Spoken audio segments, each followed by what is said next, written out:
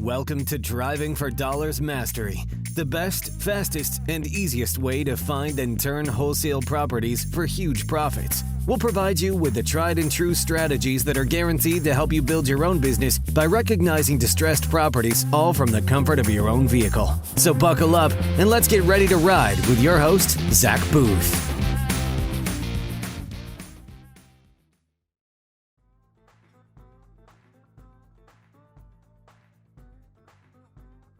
So initially I got into it because the deals just kept getting harder and harder to find. I was working with other wholesalers. I was seeing what they were making on deals.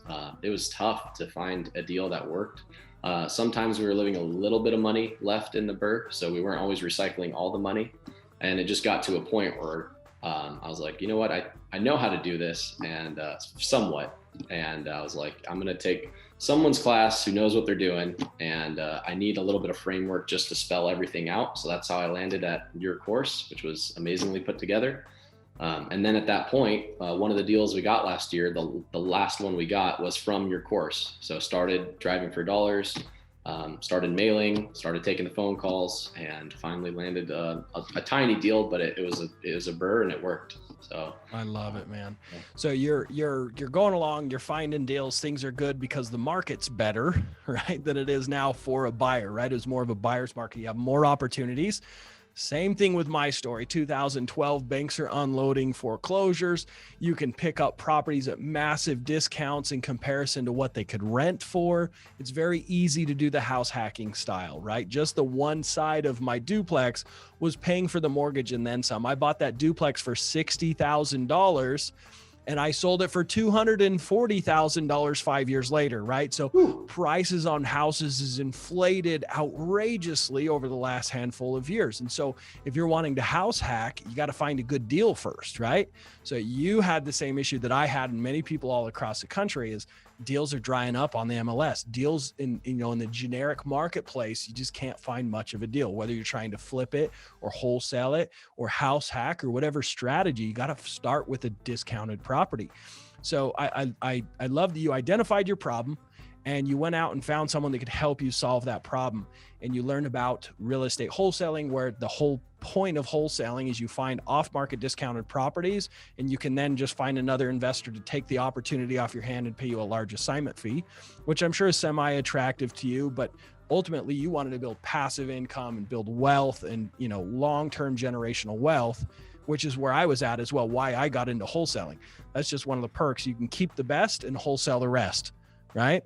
So tell me about that. I know you've picked up a couple properties that you found through my Driving for Dollars system, but you've also wholesaled some. So tell us about that. Why did you wholesale? You said 3 so far this year that you're going to be wholesaling with roughly $50,000 in profits on those wholesale deals.